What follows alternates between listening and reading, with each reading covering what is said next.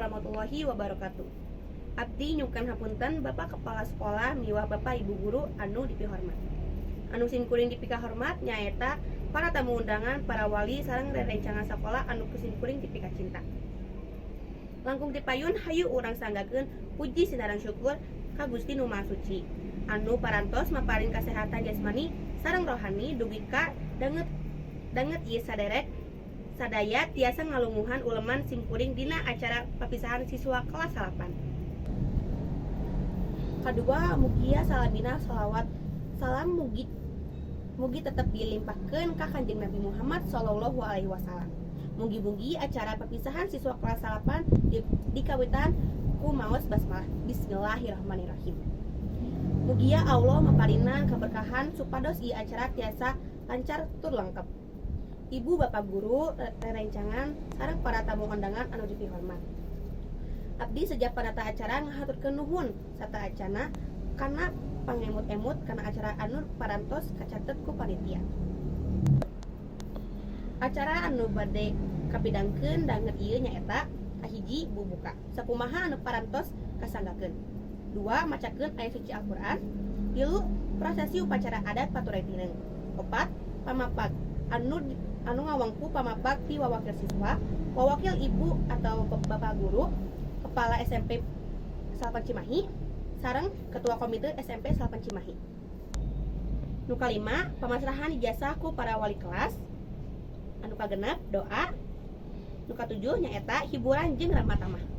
Sumangga supados enten yang kolong teuing kana waktos prangtaskeun bae kana acara anu kadua nyaeta macakeun ayat suci Al-Qur'an anu bade dibacakeun ku Syahnun Ubaidillah.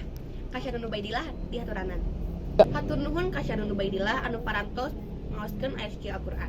Mugia Allah Subhanahu wa taala ngalungsurkeun rahmatna khususna kanggo anu maoskeun umumna kanggo urang sadayana anu sami hadir.